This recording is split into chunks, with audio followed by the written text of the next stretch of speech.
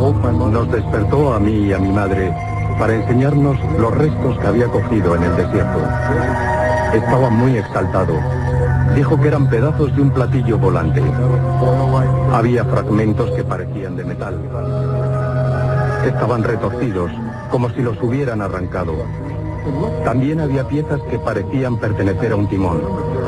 Recuerdo que tenían algo inscrito, unos símbolos grabados en la parte interior. En un primer momento pensé que eran jeroglíficos, pero si los mirabas bien, no se trataba de eso. No sé lo que era. 11:25 de la noche comienza Milenio 3, la voz de Jesse Marcel, hijo. Una voz para la historia de los fenómenos extraños.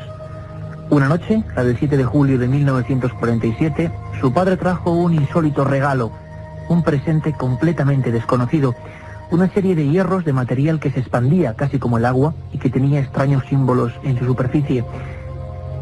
Empezaba así una historia mítica que se ha convertido en leyenda, el caso Roswell. Aquel militar, el padre de la persona que hemos escuchado, Jesse Marcel, era oficial de inteligencia del Escuadrón 509 de bombarderos de Roswell. Escuadrón 509, célebre por su bombardero Enola Gay, que lanzó bombas atómicas sobre Hiroshima. Era la base aérea más importante del mundo, y algo había pasado. Un ranchero, William McBrazel, muy cerquita de un lugar entre Roswell y Corona, había sentido algo. Al ir a inspeccionar el terreno, una serie de extraños restos, como la explosión de algo metálico, había dejado aquel lugar preñado de enigmas. Llegó hasta el sheriff del lugar, Gary Wilcox, con aquellas piezas en su carromato. Nadie podía dar una explicación. Hablamos ahora con Jesse Marcel, padre, esta persona, una de las claves de toda esta historia, oficial de inteligencia del escuadrón, lo repetimos, 509 de bombarderos. En 1978, sus últimas declaraciones públicas a la WWL de Estados Unidos, decía lo siguiente, más o menos, después de un largo silencio oficial, veremos cómo se gestó esta extraña cárcel en torno al tema Roswell. Decía que, bueno, recordaba entre luces y sombras algo muy raro que no le permitieron contar. Fue el primer militar que tuvo quizá entre las manos, hoy vamos a intentar descubrirlo, un material de procedencia extraterrestre. Escuchamos a Jesse Marcel. Me sorprendió lo que vi. Tantos restos esparcidos sobre una extensa zona. Me llevó un tiempo darme cuenta de que en todo esto había algo raro. Cuanto más veía los fragmentos, más evidente se me hacía que me hallaba ante algo desconocido. Traté de quemar los restos, pero no ardía. Intenté romperlos, pero no lo conseguí. Si se trataba de un asunto militar, no habría ningún motivo para ocultarlo tanto tiempo. Y si era una nave espacial, sería otro motivo para mantenerlo oculto hasta que nosotros hubiéramos averiguado algo más. Creo que en este asunto no se ha dicho toda la verdad. 55 años después, nuevos documentos, informaciones hablan del asunto de Roswell. Algo cayó en el desierto de Nuevo México, un nuevo mito, quizá para lo que es las leyendas del mundo moderno, del siglo XX, o una realidad de la que no se nos ha contado, como decía este hombre, toda la verdad. Lo cierto es que Walter Haut, coronel de la base, obliga a realizar un histórico parte de prensa y de radio. Hemos recuperado, gracias a la labor de Carmen Porter, el extracto de ese 8 de julio del 47 histórico, en el que todas las radios norteamericanas, con su sonido peculiar, hablaban de un platillo volante estrellado y recuperado por la USAF. Escuchamos.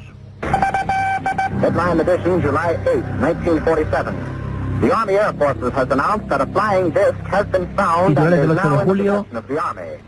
Algo se ha encontrado en el desierto de Roswell, el ejército lo tiene en su poder, creemos que es un platillo volante.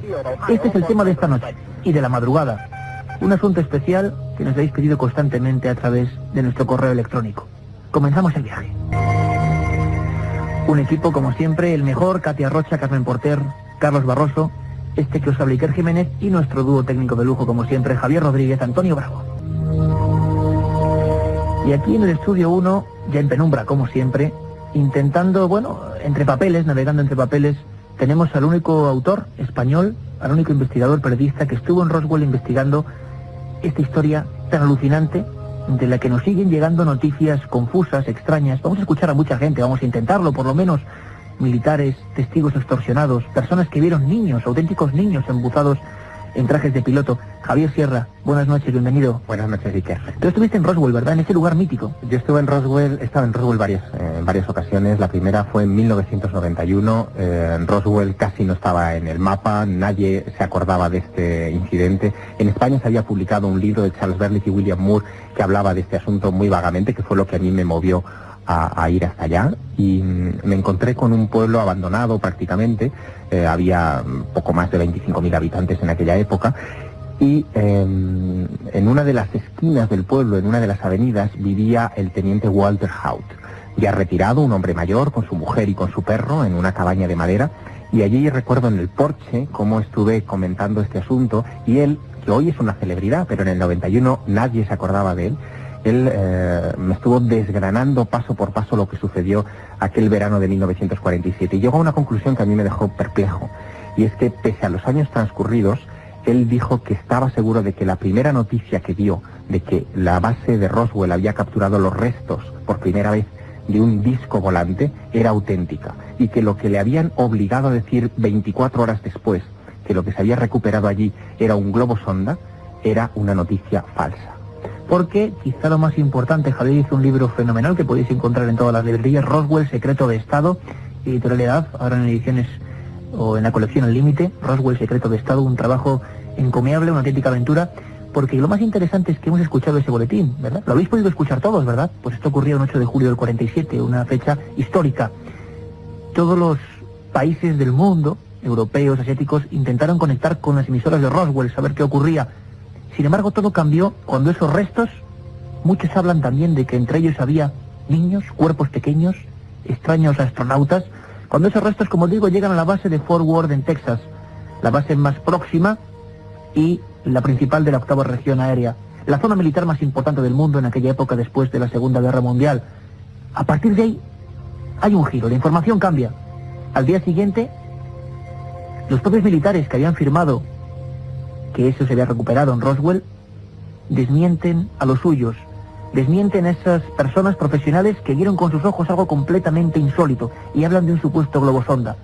Pero claro, Jesse Marcel, sus hijos y otras muchas personas estuvieron, y vamos a escucharlos, en las obras de recogida de aquel aparato accidentado.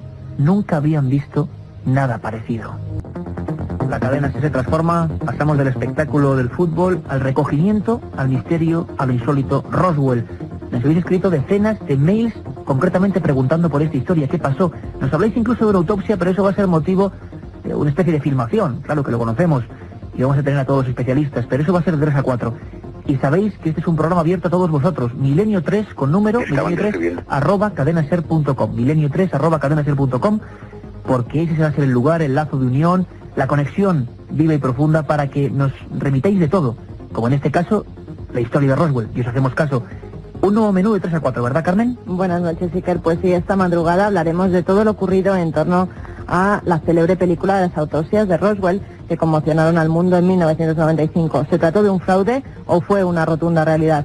No os lo perdáis, porque además contaremos con sorprendentes documentos y conectaremos con Washington, donde se encuentra el corresponsal de la cadena SER, Javier del Pino, para contarnos cómo está el tema en la actualidad. Y como siempre, Iker, nuestras secciones, las conspiraciones, la historia perdida, las leyendas urbanas de Katia Rocha, el informativo, biblioteca de Milenio 3 y mucho más. Un sinfín de cosas, un menú distinto de 3 a 4, nuestra segunda cita. Roswell, año 47, algo cae del cielo, los norteamericanos, el más alto estamento militar dice que sí, platillo volante, portadas de periódicos, y luego de repente, no, un no rotundo que dura ya 55 años. Hubo gente, Javier, que vio más cosas, no solo hablamos de restos, y restos, como decíamos al principio, Jesse Marcel, una especie de mandos extraños, un material muy liviano, con algunas cosas parecidas a jeroglíficos. Había más cosas, había alguien entre esos restos. Sí, bueno, aquí habría que situar bien la escena de los hechos. Todo arranca en torno al 4 de julio de 1947, cuando William McBrazel, este granjero al que tú hacías alusión, descubre que sus campos, a los que él saca el ganado para pastar, están cubiertos en una superficie aproximada de 1 kilómetro cuadrado de planchas metálicas, pequeñas barras, una especie como de patatas negras, por decirlo de alguna manera, como si fuera material plástico quemado. Todo eso a él le sobrecoge, le altera, viaja a Roswell y da parte al sheriff y después a las autoridades militares que van a recoger este material. Pero es solamente uno de los escenarios de los hechos. Esto está a 70 kilómetros de Roswell, en un sitio llamado el Rancho Foster. Pero, sin embargo, en otros lugares, alejados de Roswell, en un lugar conocido como los Llanos de San Agustín, parece que ahí no se encuentran fragmentos de algo que ha caído del cielo, sino que se encuentra un gran disco o aparato que está empotrado en el suelo. Se habla incluso de que un grupo de arqueólogos y varios testigos ocasionales que pasaban por una carretera cercana ven este lugar o este escenario del siniestro aéreo, ven los cadáveres de sus ocupantes, algunos de ellos han sido proyectados fuera del vehículo, y también ven cómo un destacamento militar llega a esa zona de los Llanos de San Agustín y ordena la evacuación del área, despejar toda la zona, y por lo tanto también persigue después, en las siguientes semanas, a los testigos civiles que habían llegado hasta allá y les obliga a firmar o a aceptar un pacto de silencio que, bueno, ha durado más de 40 años, ¿no? ¿Y podríamos hacer, Javier, un relato robot por incluso los testimonios que tú recopilaste allí en Roswell para hacer tu trabajo? ¿Vieron todos lo mismo? ¿Hay muchas diferencias? Parece ser que más o menos tenemos el croquis de lo que serían esas figuras que, claro, enseguida se asociaron a tripulantes de esa aeronave que se estrelló contra el suelo. Sí, yo quisiera que además los oyentes fijaran bien este retrato robot en su imaginación. Se trataba de criaturas de pequeño tamaño, de aproximadamente 1,20 m, de piel grisácea, complexión corporal muy frágil, muy débil, muy delgados, con gran cabeza y unas manos con los dedos, especialmente el índice, muy alargado. Incluso algunos hablan de que existía una especie de telita como la que pueden tener los anfibios entre algunos de esos dedos. Y digo que quiero que los oyentes fijen muy bien esta imagen porque todos los testigos que hablaron antes de 1995 de lo que ocurrió en Roswell describen así a esos tripulantes. A partir del 95 surge esa película de la que hablaremos en la madrugada, en la que el extraterrestre al que se le practica la autopsia no tiene nada que ver en su aspecto con esta primera descripción o descripción primitiva de los humanoides. De todos los testimonios, no obstante, a mí el que más me sobrecoge y que incluso fue reinvestigado, reencuestado por la Fuerza Aérea de los Estados Unidos en los años 90 del siglo XX, fue Glenn Dennis. Glenn Dennis era un joven oficial de la única funeraria que había en Roswell, la funeraria Ballard. Él, aquel 8 de julio del 47, recuerda cómo el teléfono de su oficina suena. Es alguien, un oficial de la base aérea de Roswell, que le pregunta si en la funeraria tiene féretros para niños, porque ha habido un accidente y necesitan unos cuantos féretros de niños. A Glenn Dennis le sorprende mucho esa petición porque la base militar de Roswell en el año 47 era una base que tenía armamento atómico, no vivían familias dentro, solamente soldados y oficiales, varones, adultos, y que se hablara de la necesidad de féretros herméticos para niños le llamó mucho la atención. Después, un incidente que ocurrió unas pocas horas más tarde, en el que una enfermera de Roswell se cruza con él en la base porque hubo un accidente de coche y él tuvo que ir inmediatamente al interior de la base. Pues se cruza con esa enfermera en los pasillos de la base. La enfermera está muy alterada, le dice que quiere verle, que quiere contarle algo, y le cuenta, esta enfermera, lo que ha visto. Y le habla de estos mismos cuerpos de pequeño tamaño, de dedos alargados y de grandes ojos oscuros. ¿Y para ellos pedían esos ataúdes? Probablemente. Y es que algunas personas, incluso hoy, después de tantos años de investigación, de silencio, Javier nos contará además los últimos datos que el gobierno norteamericano ha desclasificado en torno a esta historia de Roswell, porque sigue la polémica. Pero hay personas, expertos, por ejemplo, en la historia de la aeronáutica, como Francisco Máñez, que incluso, pensaron que la teoría o la realidad era otra bien distinta. Nada que ver con extraterrestres, sino con pruebas puramente terrestres, pero no por eso menos tenebrosas. Hablo de una zona, la de los Álamos, realmente con un macabro prestigio, hay que decirlo, en operaciones con cobayas humanos, con personas. Incluso parece ser, o él defiende, siempre son sus palabras, que hubo niños con diversas deficiencias utilizados como pilotos, como casi pilotos suicidas en los primeros prototipos aéreos. Hablamos de la zona militar más compleja, más vigilada más importante del planeta Tierra en aquel año 47. Francisco Mañez, que realizó un trabajo titulado Historias aeronáuticas que nos hicieron creer en ovnis, una historia bastante escéptica para con los que crean en la hipótesis de los extraterrestres, hablaba de, bueno, niños pilotando esa nave, y por eso tantos testigos describían algo, pues bueno, que realmente parecían infantes, con trajes muy complejos y eso sí con grandes cráneos. Escuchamos ahora a Francisco Mañez. Estaban describiendo en realidad cadáveres de niños, y para decirlo me basé en las descripciones de los propios testigos. Casi todos ellos eran gente que nunca habían visto un cadáver, eso es lo primero, y lo vieron en un accidente, y empezaron todos a describirlo y a compararlo con niños. Todos dicen tenían la estatura de niños, la piel como niños, la mano como niños. Los ufólogos tradujeron estas características a un extraterrestre bajito, de 1 metro, una cosa así. Empecé a rascar, a mirar concretamente lo que estaban diciendo estos testigos, y me di cuenta de que lo más probable es que estuvieran describiendo algo, si no eran niños, algo muy similar a niños, un experimento muy extraño tal vez. Precisamente allí a Los Álamos se estaban llevando niños con deficiencias físicas y psíquicas para ser sometidos a experimentación. Ahora ya es muy conocido por los investigadores y los historiadores que en esos años, y más concretamente empezó en el año 47, eran transportados a Los Álamos en avión niños para ser inyectados con materiales radioactivos y luego comprobar cómo se desarrollaba o qué tipo de enfermedades desarrollaba la radioactividad. Estamos hablando de unos años que todo esto era completamente nuevo. La radioactividad no era ni conocida prácticamente. Bueno, un tema tremendo de ser cierto, Javier. Pues sí, de hecho, déjame contarte una historia que tiene lugar en torno al año 1994 y 1995, que creo que puede aclarar bastante bien esta cuestión. En el año 94 el caso Roswell llega nada menos que al Congreso de los Estados Unidos. Un senador por Nuevo México, Steven Schiff, empieza a preguntar en todas las instituciones por qué pasó en aquel verano del 47 en el estado del que él es el representante oficial. Y al ver que no tenía respuesta, que todo era muy secreto, muy cerrado y que nadie le ofrecía ninguna documentación, lleva este asunto, fíjate que argucia, al Tribunal de Cuentas de los Estados Unidos, que es lo que allí llaman la General Accounting Office, la Oficina General de Cuentas, para que esta oficina investigue, haga una auditoría a todas las instancias del gobierno, incluyendo los servicios de inteligencia, sobre en qué se gastó el dinero de los contribuyentes en aquellas fechas del 47 en torno al caso Roswell. ¿Y? Pues pasó una cosa muy curiosa. Se entró en prácticamente todos los departamentos, defensa, aviación, etcétera. Y después de rastrear los archivos, aparecieron dos cosas importantes. Primero, que no hubo ningún accidente de ningún tipo de avión o aeronave experimental o de ninguna clase de cohete ni nada por el estilo en las fechas del incidente de Roswell. Esto se pudo descartar por completo.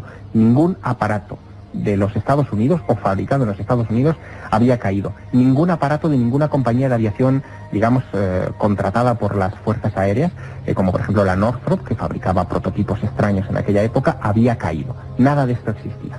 Y segundo, muy importante, que las comunicaciones internas de la base de Roswell en las fechas del incidente del platillo volante habían sido quemadas por personal no autorizado unos años antes. Curiosísimo, algo bastante peculiar. Hay un detalle además extra. En el año 95, Bill Clinton, presidente de los Estados Unidos en aquella época, ordena la desclasificación de una tonelada de papeles y documentos secretos de la Guerra Fría y del periodo posterior a la Segunda Guerra Mundial. Y entre esos papeles aparecen muchos relativos a lo que se hacía en los años finales de los 40, principios de los 50, en Nuevo México. Mucha documentación. En ningún momento se habla de niños irradiados, ni por supuesto de aviones a los que montaban niños para que los tripularan. Era un absurdo evidente.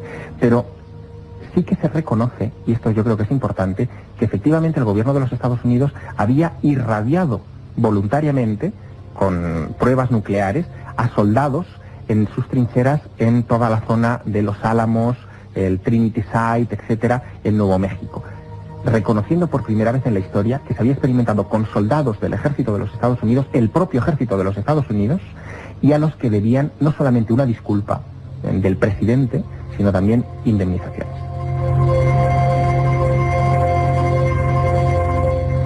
Y vamos a contactar directamente con Roswell, un lugar que ha visto variar su fisionomía. Es curioso, en torno a este misterio, la vida ya no puede ser igual. Y nuestra compañera Katia Rocha ha tenido, bueno, la oportunidad de hablar con Julie Sister, que es la encargada del Museo de Roswell. Una historia con una historia personal curiosa, que es que surge en Canadá, ella es canadiense y sin embargo le fascina, como quizá a muchos de nosotros nos está fascinando esta historia, y se va directamente a Roswell y funda, digamos, esta especie de museo para mostrar al mundo, bueno, según ella, su verdad. Y Katia le ha preguntado cosas tan interesantes como estas. Sí, personalmente sí. En el museo creemos que sí. Eso es algo que nosotros afirmamos. No podemos asegurar 100% que fuera un ovni, pero todo el mundo sabe que algo extraño sucedió en Roswell en 1947. Todos aquí tenemos testimonios de conocidos que fueron testigos, gente que estaba allí, que lo vio, que no saben lo que fue, y no solo militares, sino civiles. Desde luego, algo sucedió que no era de este mundo y que está ocultado desde 1947. Una de las teorías que tenemos es que piense que en el año 1947 salíamos de una guerra mundial y la atmósfera general era tensa. Los ciudadanos estaban al límite. Además, sucedió 10 años después de que Orson Welles hiciera La Guerra de los Mundos, ese espectáculo radiofónico que creó tanto pánico. Había muchos miedos y el gobierno pudo pensar que la población no iba a ser capaz de asimilar la idea de que sí había pruebas que demostraban la existencia de vida fuera de aquí en alguna parte. Pero ¿cómo iban a aceptarlo los ciudadanos? Por eso el gobierno lo ocultó. Y luego, después de un tiempo, ya no pudieron reconocer que habían mentido. La verdad es que hay personas, incluso los testigos, personas como escuchábamos antes a Jessie Marcel, la hija, por ejemplo, de Rowe, el jefe del cuerpo de bomberos, que fueron a rescatar estos restos, la verdad es que lo pasó bastante mal. Es un ejemplo muy breve de cómo algunas personas todavía hoy siguen sintiendo la amenaza de ese silencio, la amenaza de no hablar. Escuchamos brevemente a Frankie Rowe en Roswell. Llegó un hombre que parecía un funcionario. Le dijo a mi madre que se sentara y empezó a hablar conmigo. Me dijo, parece ser que dices que has visto algo. Yo contesté, bueno, he visto un trozo de material extraño. Pero él me corrigió, no has visto nada. Yo no entendía por dónde iba, así que insistí. Sí que lo he visto. Cuanto más repetía yo que sí lo había visto, más insistía él en que no había visto nada. Al final me dijo, no entiendes que no puedes contar lo que ha pasado. No te das cuenta de la gravedad del asunto. No podrás decir nada al respecto en toda tu vida. Frankie Rowe, uno de los ejemplos de los niños de Roswell, los que vivieron aquella escena y que siguen teniendo miedo, Javier. Aquí está el quid de la cuestión. La importancia del caso Roswell no radica en el hecho en sí, que desde luego, si es como nos cuentan, es muy importante, sino que a raíz del incidente se desarrolla toda la política de secretismo oficial en torno al tema OVNI, no solo en los Estados Unidos, sino en todos los bloques de Occidente. Las primeras comisiones, como el Proyecto Libro Azul, etcétera, nacen después del incidente Roswell y en parte algunas de ellas para encubrir el accidente de Roswell. Lo más curioso, Javier, es que hablamos de julio del año 47, tan solo hacía 10 días que los platillos volantes habían llegado a la prensa mundial, con un avistamiento que dicen que es el inicio de la era de este moderno mito o moderna realidad.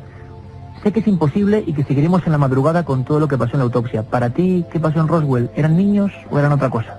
No, para mí probablemente se trató de un incidente real y de naturaleza no humana, no eran niños. Bueno, en conclusión de Javier Sierra, nosotros seguimos de 3 a 4, hemos puesto sobre la mesa esta historia apasionante, os esperamos, todo el equipo de Milenio 3, dentro de 4 horas.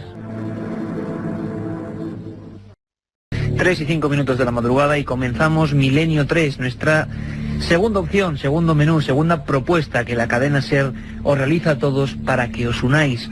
Os unáis persiguiendo el misterio, lo desconocido, lo insólito, la investigación. Un amplio equipo de profesionales, Carmen Porter, Katia Rocha, Carlos Barroso, este que os habla Iker Jiménez, y a los mandos de esta nave que surca ya el espacio sideral, don Carlos Nicolás. Y la verdad es que hoy, bueno, un montón de correos electrónicos, siempre lo digo, milenio3@cadenaser.com, milenio3 con número @cadenaser.com. Podéis empezar también a escribir ahora para que Carmen Porter seleccione al final de la madrugada algunos de vuestros mensajes. Muchísimos ya antes del programa, porque Roswell ha sido un tema, bueno, desde que el día 1 de junio empezamos este programa. Carmen Porter, buenas madrugadas. Buenas madrugadas. ¿Tú sabías que este es el programa número 60? Pues sí, algo me suponía.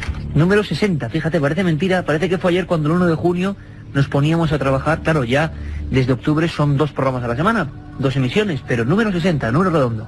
Mira, de aquí tenemos que celebrar muchísimos más, incluso cumpleaños, que seguro que con la ayuda de nuestros oyentes que nos están siguiendo, celebraremos, si Dios quiere, muchísimos más cumpleaños. Ojalá.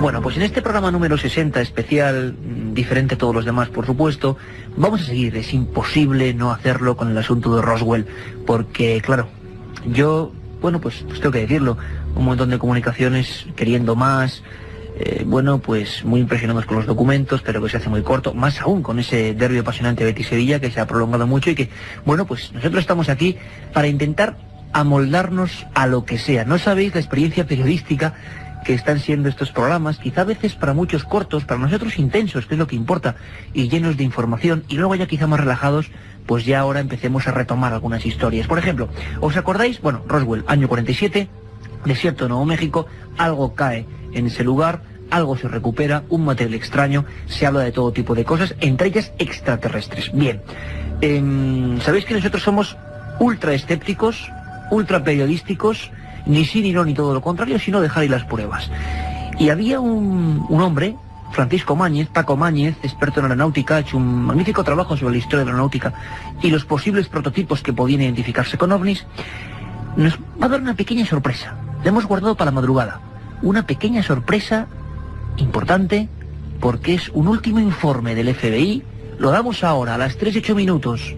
Esto es Milenio 3, la cadena SER. Ha habido una última noticia. 3 años después de aquel 47, en el año 50, hubo al parecer informes del FBI sobre un caso parecido. Escuchamos a Francisco Máñez. Y de eso os puedo dar una pequeña primicia. Hemos localizado un documento del FBI, esto hace 4 o 5 días, fin de semana pasado.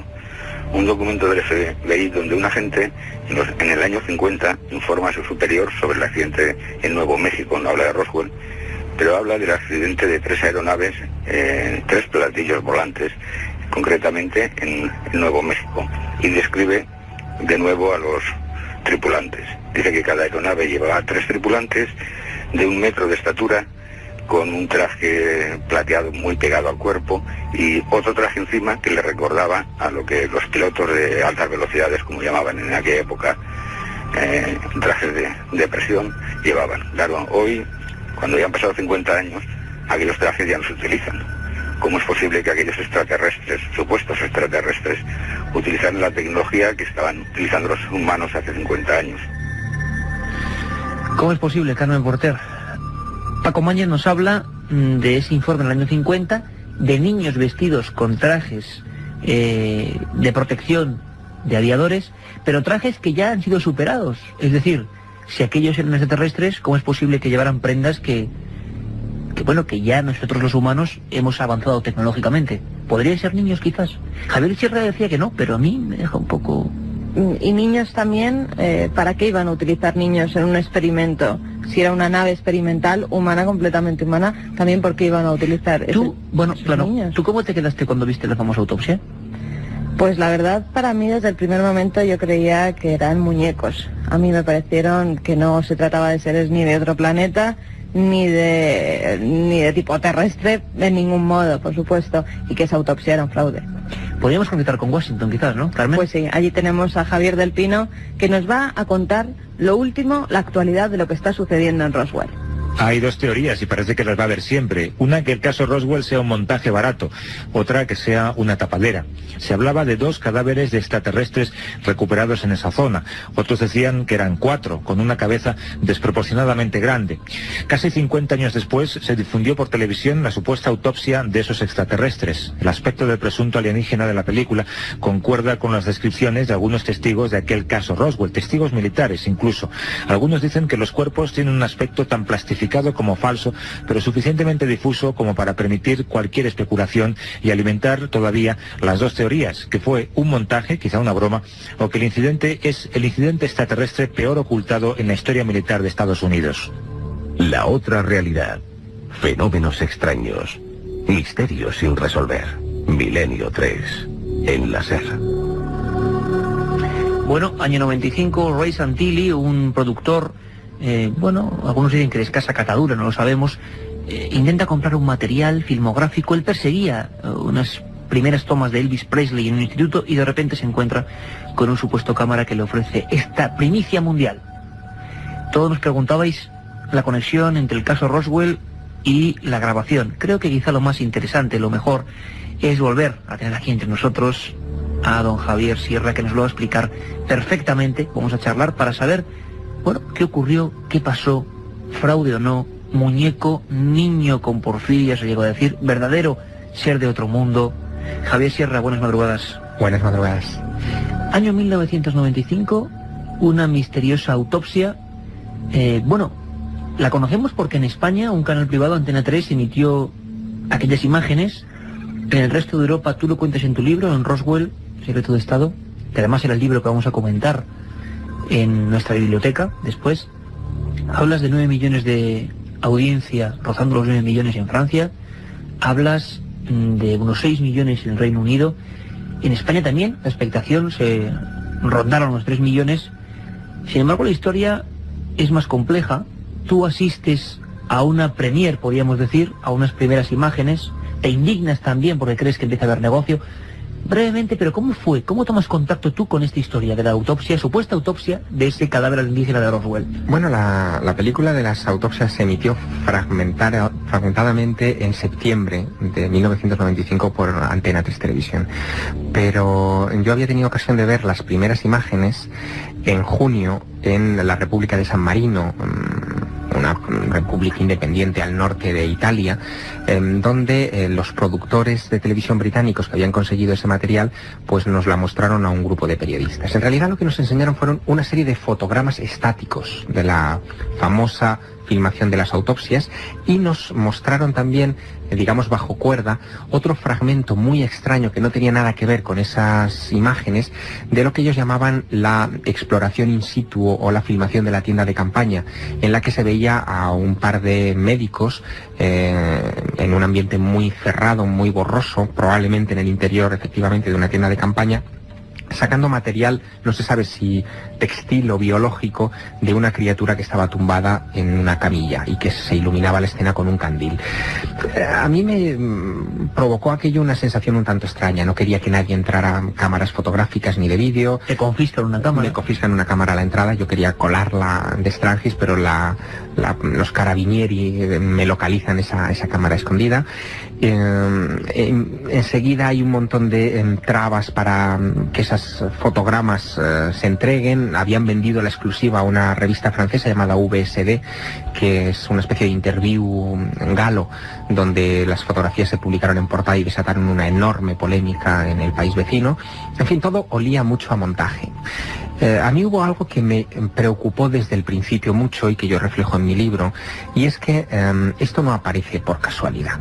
La historia es que un productor de televisión llamado Ray Santilli viaja a los Estados Unidos para entrevistarse con un cámara que había sido cámara militar, pero al que iba a comprarle un material que nada tenía que ver con ovnis, ni con Roswell, ni nada por el estilo. Un tal Jack Barnett. Un tal Jack Barnett que había filmado a Elvis Presley en una de sus primeras actuaciones en un instituto.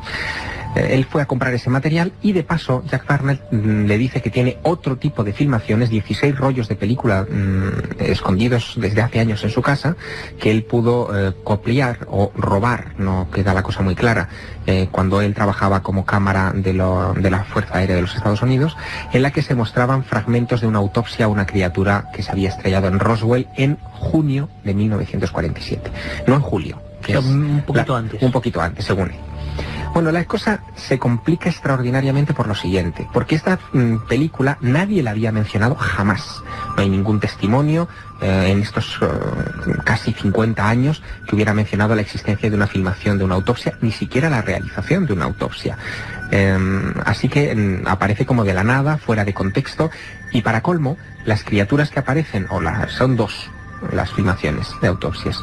Las dos criaturas que aparecen en las dos filmaciones, una muy conocida y la otra que todavía no se ha emitido, no tienen nada que ver con lo que describieron los testigos en 1947 en Nuevo México. O sea, son completamente distintos a lo que, digamos, aseguraban los testigos? Sí, porque la película de las autopsias muestra una criatura de vientre voluminoso, de aspecto muy humano, con polidactilía, con 6 dedos en manos y en pies, cuando los testigos de 1947 hablaban de una criatura escuálida, de piel gris, gran cabeza, muy pequeña, más pequeña que la que aparece en la película o en las películas de Santilli, y con 4 dedos.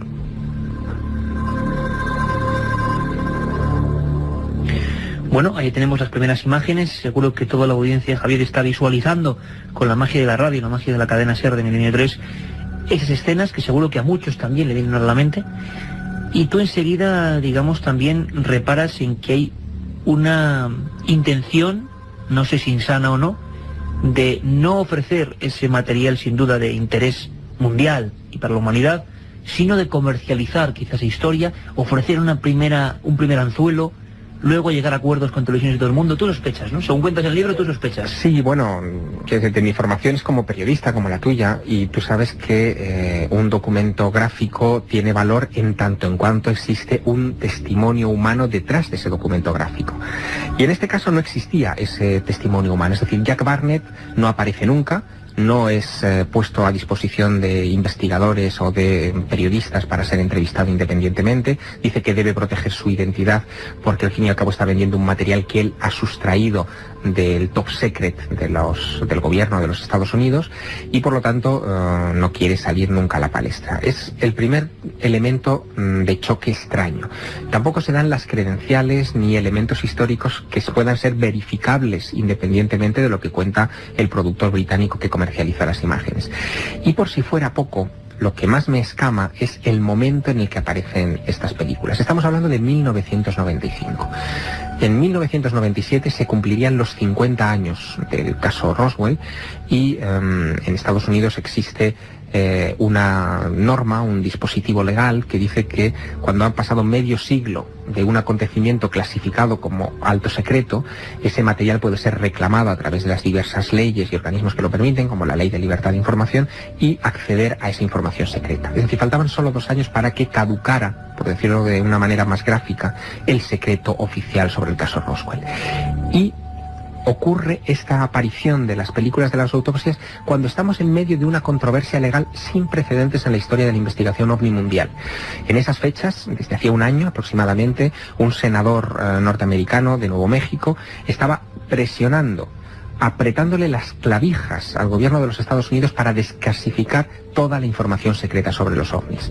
Antes de que se desclasifique la información oficial por vía de la Oficina General de Contaduría, un dispositivo legal extraño que se monta ahí para presionar al gobierno y que revele su dossier secreto sobre el caso Roswell, que existió y existe probablemente todavía hoy, el propio gobierno de los Estados Unidos hace una argucia única.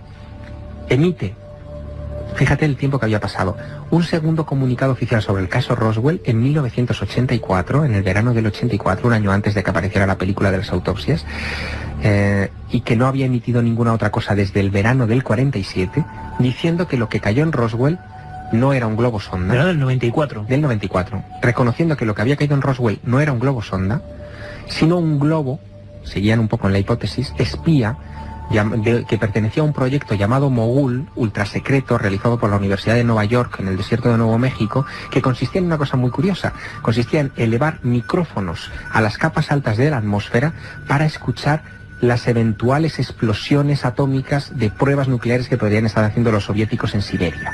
El proyecto fue un fracaso, se lanzaron más o menos una veintena de globos y lo que decía ese informe de 1984 es que el globo número 9 de aquel proyecto había sido confundido con un platillo volante por la Fuerza Aérea de los Estados Unidos.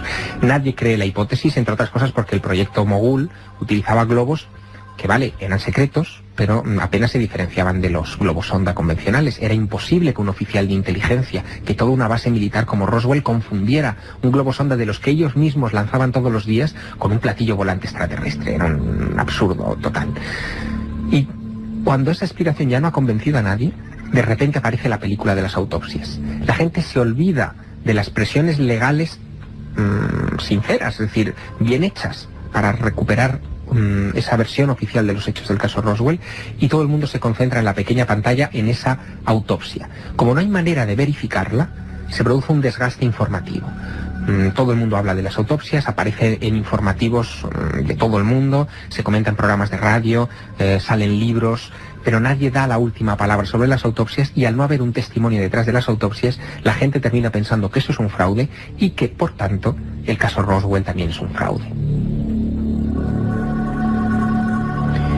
Y tú coges esas imágenes, ese material, logras llevarlo hasta algunos, por ejemplo, expertos forenses como el doctor José Manuel Reverte Coma, también buen amigo de este programa, incluso en el Hospital del Aire.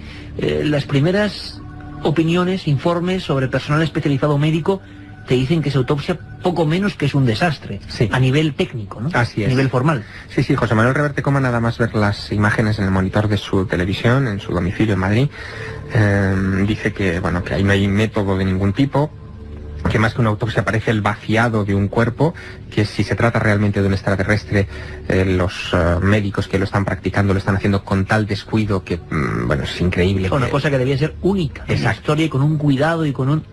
Y parece que están vaciando simplemente pues un cadáver más, ni siquiera un cadáver más, ¿no? Exactamente. Entonces, él piensa que eso se trata simplemente de un montaje. El problema es que lo que nos ha llegado a nosotros son más o menos unos 18 o 19 minutos de autopsia, pero que no son una filmación continuada, son fragmentos unidos entre sí, pero son rollos de película desordenados. Y un detalle que creo que es muy importante: nunca hasta la fecha se ha analizado, para datarlo, un fotograma de 16 milímetros con una imagen de la autopsia en él.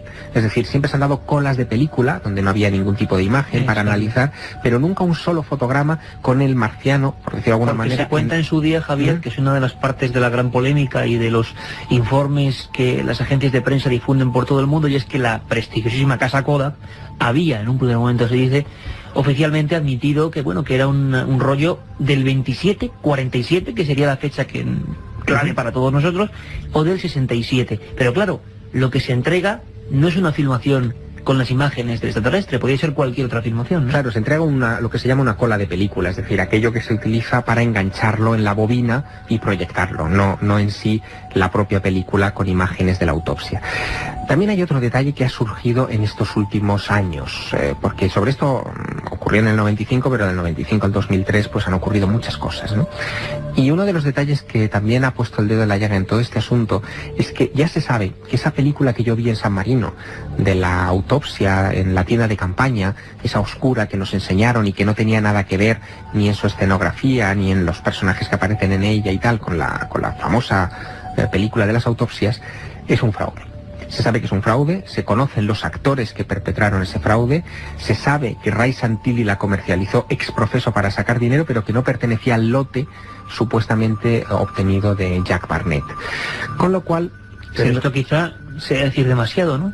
Bueno, en el sentido de que, por lo tanto, puede que invalide el resto de las películas también. Hombre, hasta la fecha, desde luego, yo creo que lo pone bastante en cuarentena.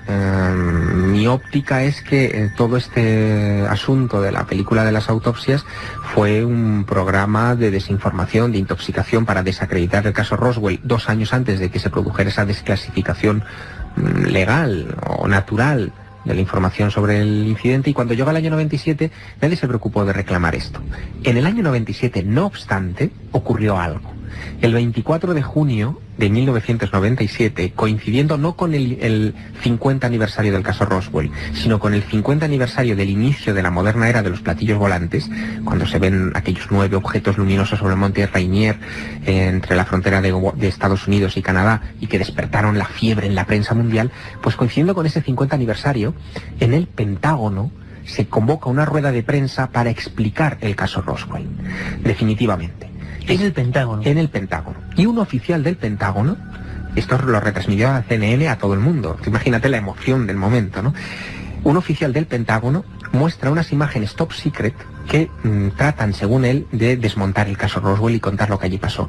Ya no van a la hipótesis mogul del globo este secreto, van a rizar el rizo. Quieren explicar por qué hubo tantos testigos, como comentábamos en el programa de la noche, por qué hubo tantos testigos que hablaban de humanoides, de pequeñas criaturas cerca de un disco siniestrado. Y la explicación que dan es curiosísima.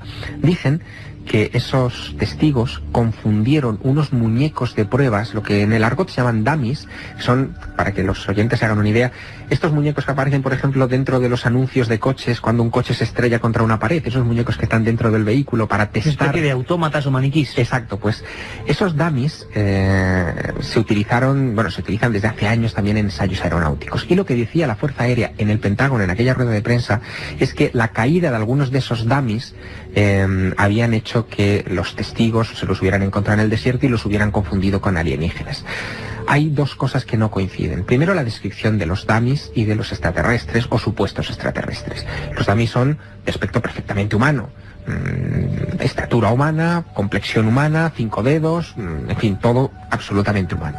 Pero la segunda cosa que no coincide es verdad que la Fuerza Aérea probó con muñecos dummies en el desierto de Nuevo México, lanzándolos desde grandes alturas para saber si un paracaidista podría lanzarse desde un avión, por ejemplo, a 10.000 metros de altitud y llegar a tierra sano y salvo. Es el propósito de esos test. Pero esos test se condujeron entre 1953 y 1959. Y el caso Roswell, por si hace falta subrayarlo una vez más, es de 1947. Tremendo, espectacular. Bueno, las últimas noticias en torno al asunto de Roswell, explicaciones que la Fuerza Aérea y el gobierno estadounidense ha intentado siempre dar a una historia que sigue ahí envuelta casi como un mito moderno. Yo sé que es difícil dar una conclusión y más en estos temas y más entre periodistas, pero Javier, tú has estado allí, eres el único investigador español que ha estado indagando en esta historia, luego comentaremos además el libro en la biblioteca, como hemos dicho antes, un gran trabajo. Tú hablabas en la primera media hora de posiblemente un accidente con una procedencia no humana. La autopsia podríamos descartarla. En tu opinión, hoy en día el porcentaje de fraudulento es bastante importante.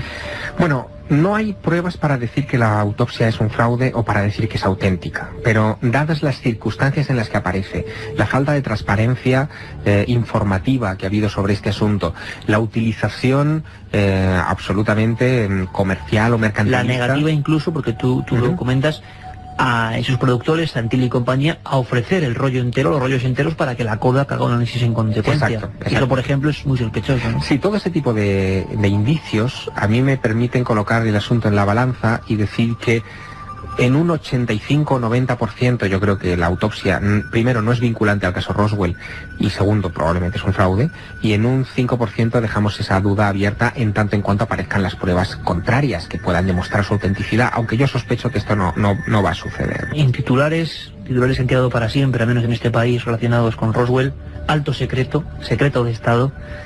Gracias, Javier, por el entusiasmo y por traernos los últimos documentos, y ojalá algún día sepamos algo más, ¿no? Ojalá, yo seguiré buscando, desde luego. Gracias, Javier. Hasta pronto.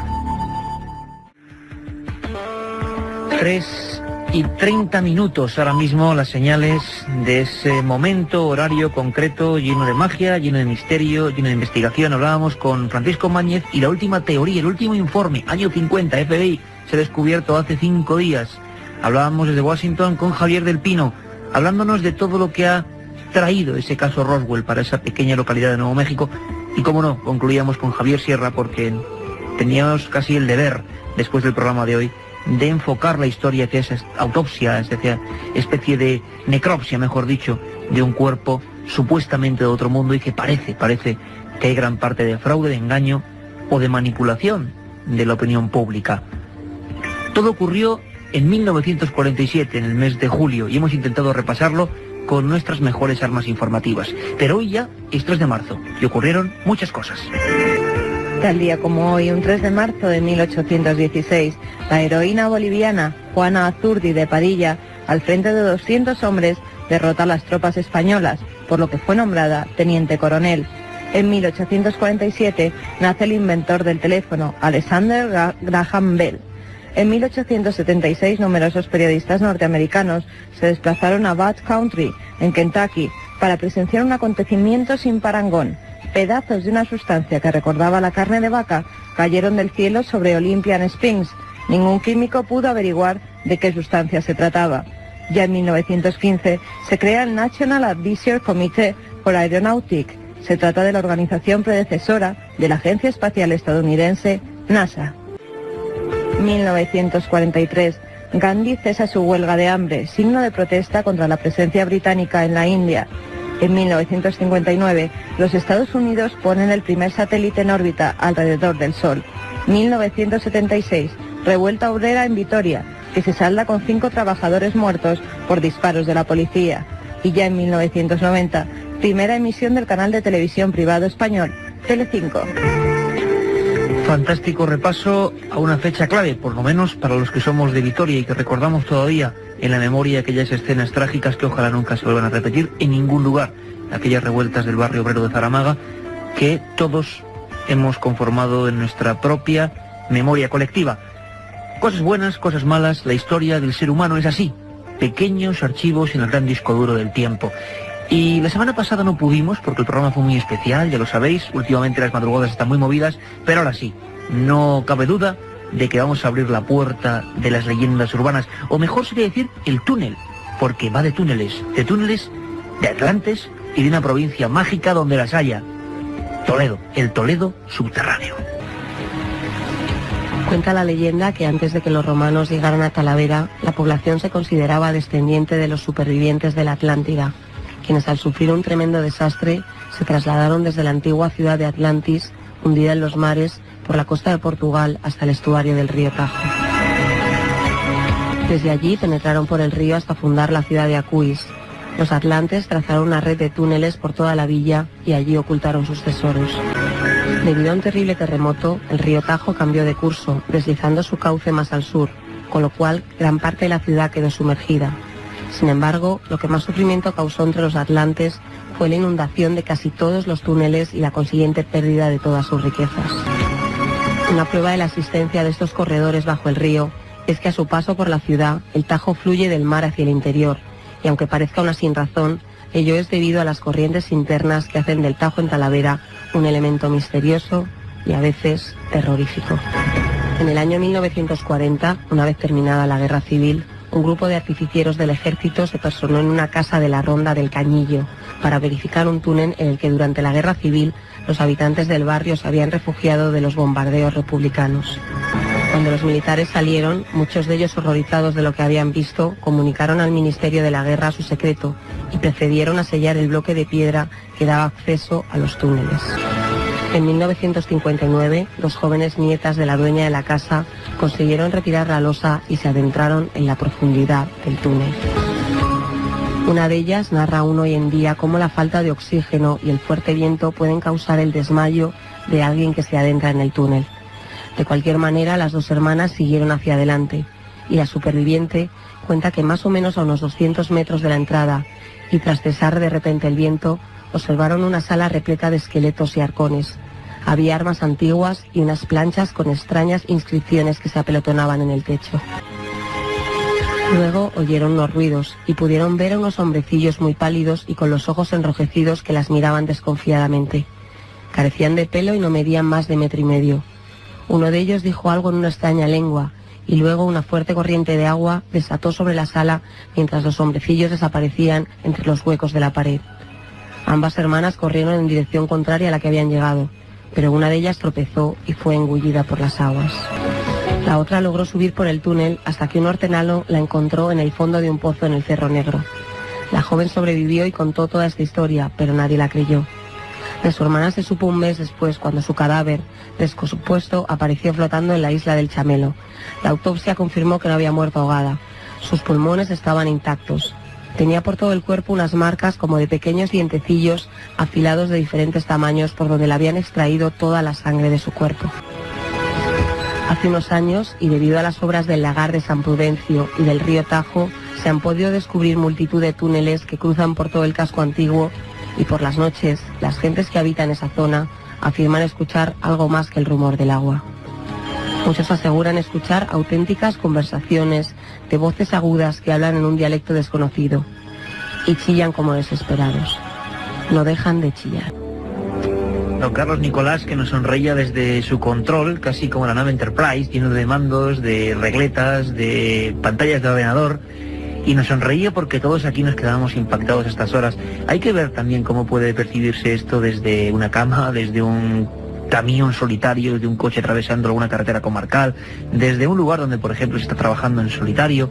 Katia Rocha, menudo fenómeno que hemos descubierto con estas historias que recrea leyendas urbanas, mitos modernos, reales o no, eso ya depende de cada uno. Mitos que se cuentan, que se contaron, que se dijeron, leyendas urbanas, qué maravilla, qué riqueza. Y ahora seguimos con esa cultura que representa nuestro pasado, el pasado lleno de sorpresas de este país y de otros, con los libros. Abrimos ya la biblioteca de Milenio 3. La biblioteca de Milenio 3. Y lo hacemos y rápidamente con un libro que hoy ha colapsado, digamos, la actualidad informativa de Milenio 3. No podía ser otro, Colección al límite, editorial Edad, Roswell, Secreto de Estado. Roswell, Secreto de Estado. Autor, Javier Sierra. Y es bonito con esta música de nuestro compañero Mike Oldfield, que nos sirve siempre de fondo para la biblioteca, para los libros, pues realmente, bueno, deleitarse un poco con buenos trabajos periodísticos. Esto nació como un reportaje amplio, que se fue ampliando en 1995, fecha en la que se editó, y ahora en el 2001, muy recientemente, y se puede encontrar en las librerías, bueno, pues se reeditó con nuevos datos. Una investigación maravillosa, una investigación que, bueno, no concluye al final, como casi todas nuestras investigaciones, pero que arroja todos los datos, todas las imágenes, no solo de la autopsia, de la que hemos hablado esta madrugada, sino de todo lo que pasó en torno, sin duda, a uno de los más enigmáticos casos de la historia de los ovnis, con la repercusión de aquellas primeras fotos que Javier publicó en la revista Año Cero en su época, con portadas de Cambio 16 enteras, con el VSD, la gran revista Magazine de Francia, y sobre todo con la reencuesta de testigos, como hoy hemos podido escuchar, de 10:30 a 11. Nuestra recomendación, Roswell, Secreto de Estado, editorial Edad. Y Carmen nos viene hoy con un clásico y con un personaje clásico, don Salvador Freixedo, jesuita e investigador, ex religioso y escritor de lo extraño. ¿Qué nos traes, Carmen? Pues esta noche traigo Extraterrestres y religión. Menudo cóctel. El autor, como bien has dicho, Salvador Freixedo. La editorial Diamond. Se publicó en 1980 este libro y pertenece a la colección Enigmas del Universo. Como siempre, hay que recoger unas palabras del autor que nos dice: quiero dejar bien claro que este no es un libro para demostrar la existencia de objetos volantes no identificados. De su existencia y aparición en nuestros cielos, ningún hombre de nuestro tiempo, sin prejuicios, puede tener la menor duda.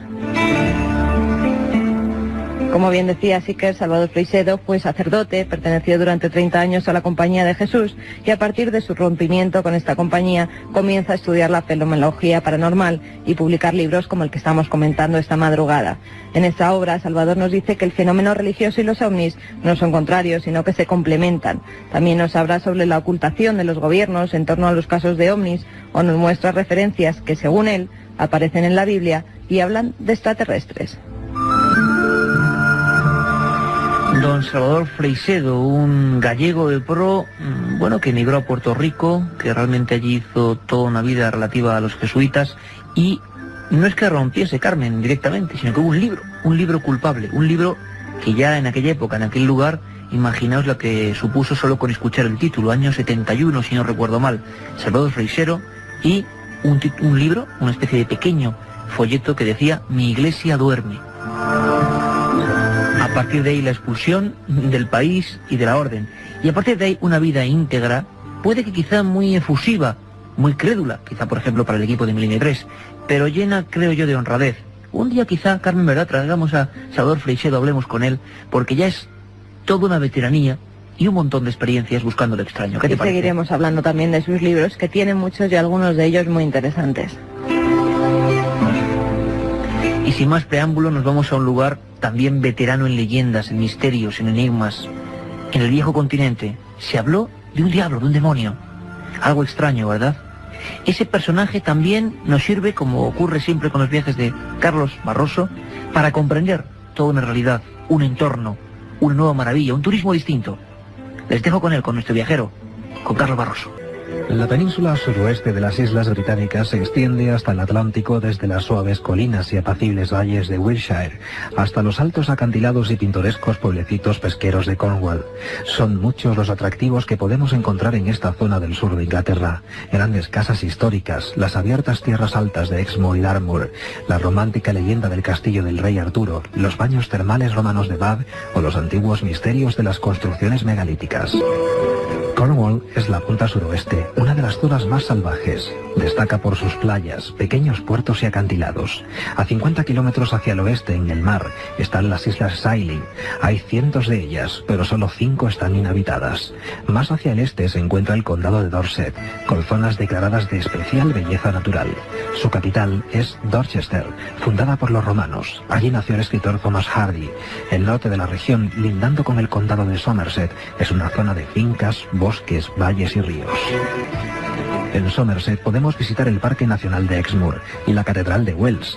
El condado está atravesado por colinas de piedra caliza, aunque uno de sus más importantes atractivos es el Cañón Cheddar. En esta región está Cadbury y sobre una colina, el lugar más alto, su impresionante castillo. Dicen que Cadbury es Camelot, la capital del reino del rey Arturo y de los miembros de la Tabla Redonda. Un enclave de magia y misterio, de caballeros que buscan el Santo Grial y de hechiceros cuya ubicación nunca quedó del todo clara.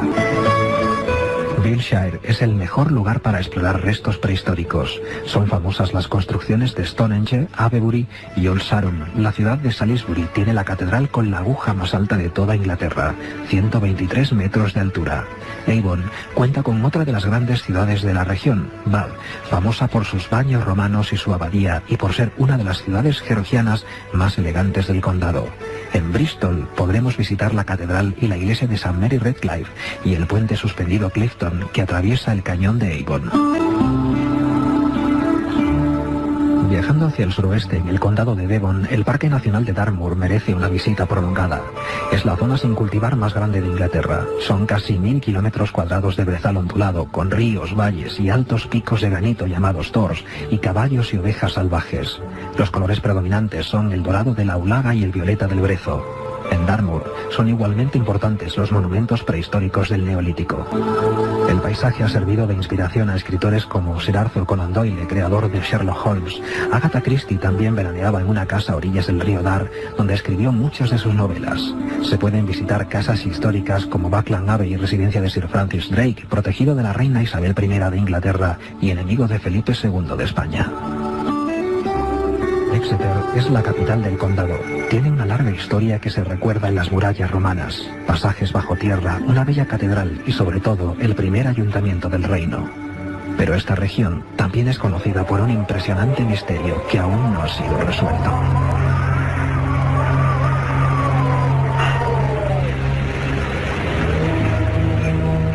La mañana del 8 de febrero de 1855, los habitantes de 5 localidades del sur de Devon se despertaron comprobando que durante la noche había caído una intensa nevada.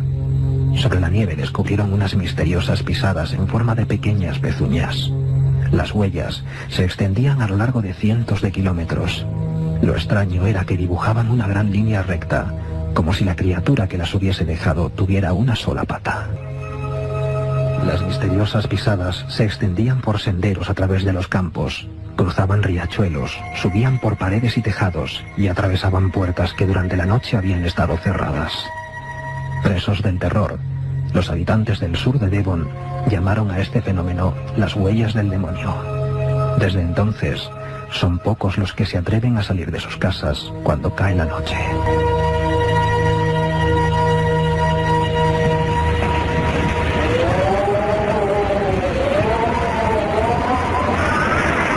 Milenio 3. Periodismo de lo desconocido. En la SER. Madre mía, el amigo Carlos Barroso, sus viajes y las huellas del diablo, uno de esos casos que ponen la carne de gallina y que hacen que, bueno, que conozcamos el mundo de un modo distinto, diferente, viajando con la mochila a cuestas, con los ojos bien abiertos para captarlo todo, pero saltando de enigma en enigma, y eso nos sirve para conocer mejor nuestro entorno. Yo creo que es una forma diferente de viajar.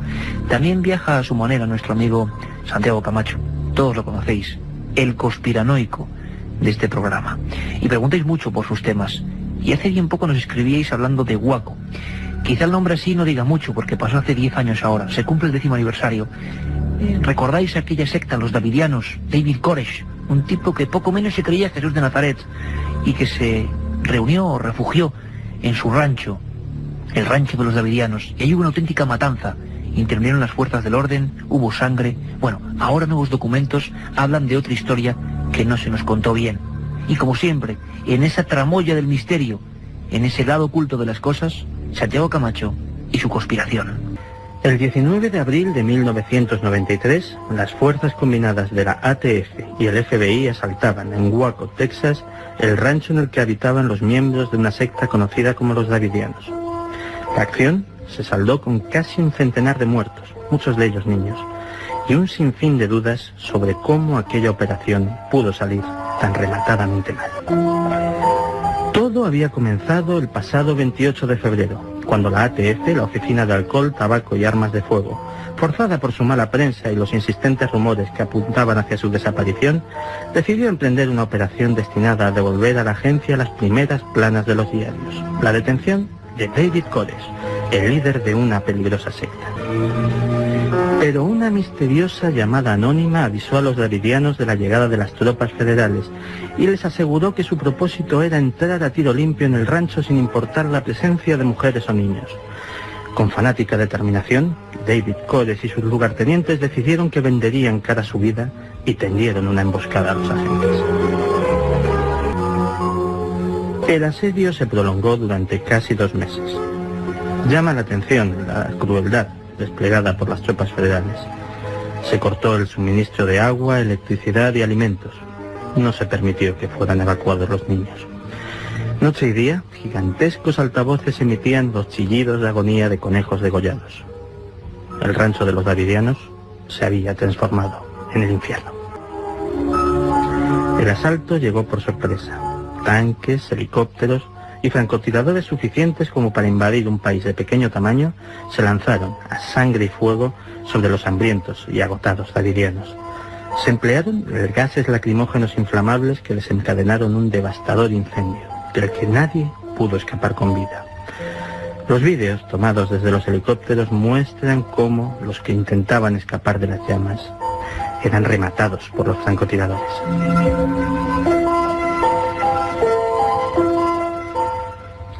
¿Y qué moraleja podemos sacar de esta historia? Tal vez que por muy malo que sea el fanatismo religioso, que hace que una secta se aísle del mundo y viva su propio universo de paranoia, peor es sin duda el fanatismo administrativo, capaz de otorgar a una agencia gubernamental el poder de abrazar a un centenar de hombres, mujeres y niños sin tener que dar cuentas a nadie.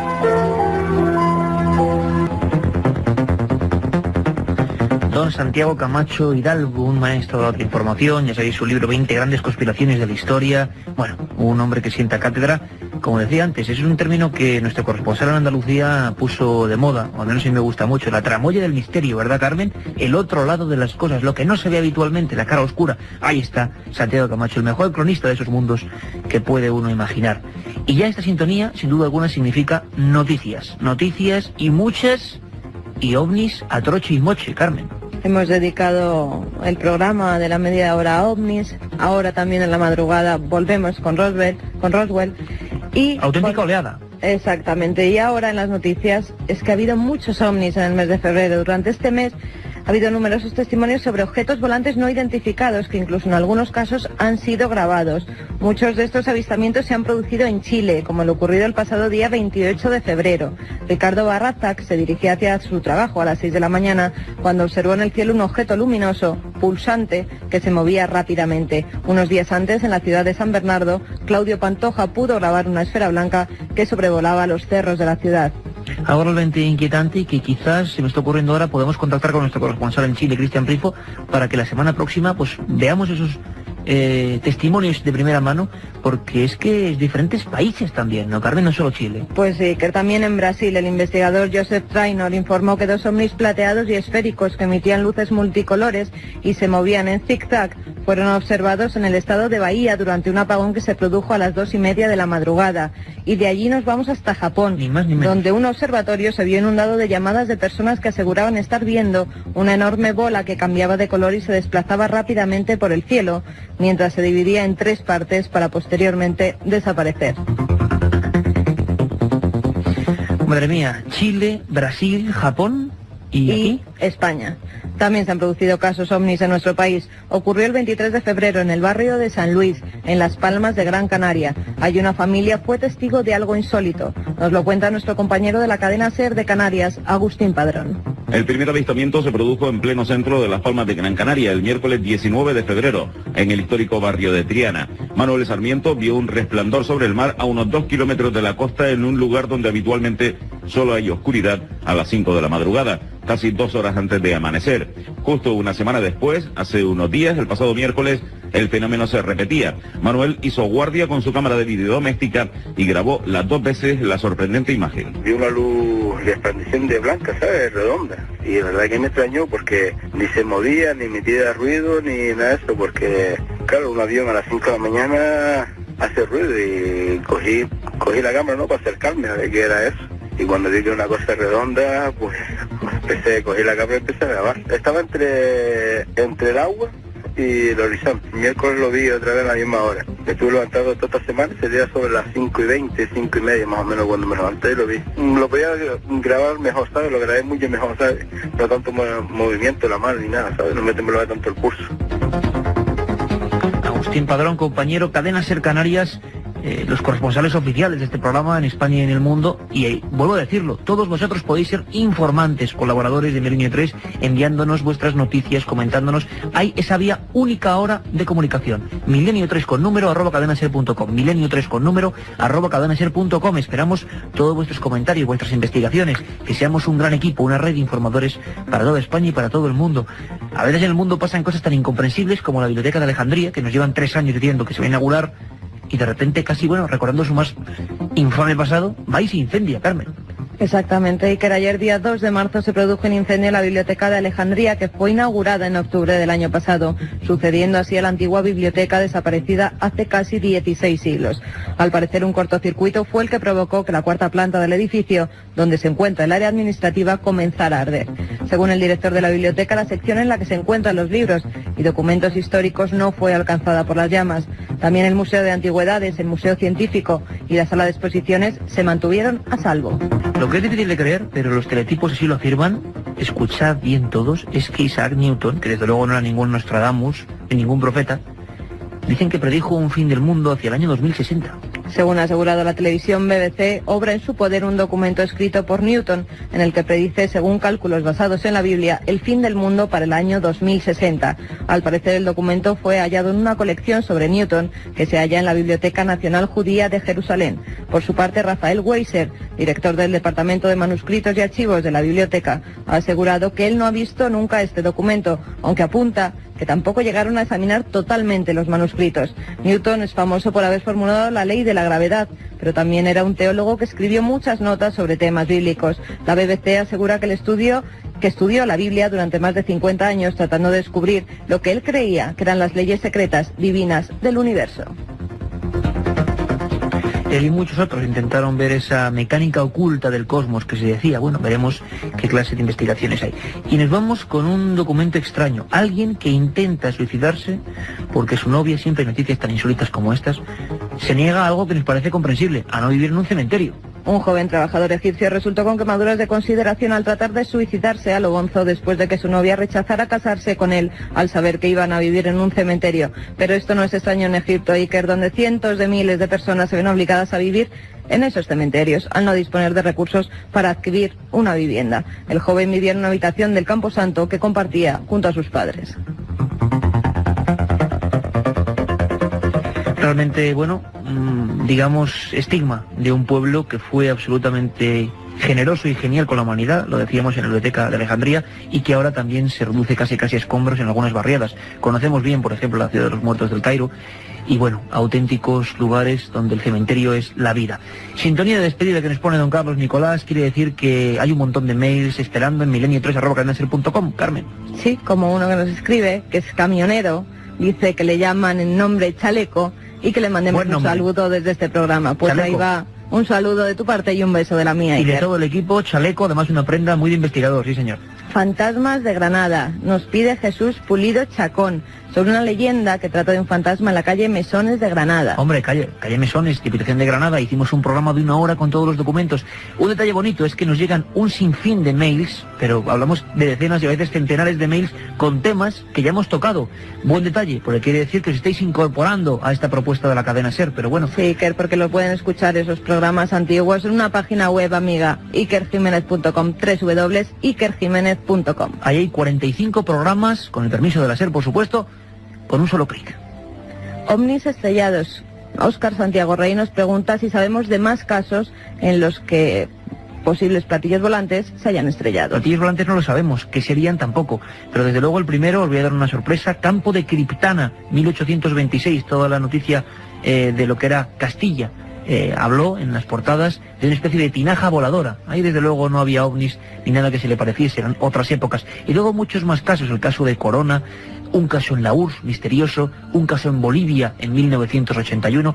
Claro, será otro programa, mucho más largo, más documentado. Esto ha sido la propuesta de todo este equipo. Nos despedimos ya hasta dentro de 7 días. Os dejamos con los boletines informativos de la SER y con don Roberto Sánchez, y si os amanece, nos vamos.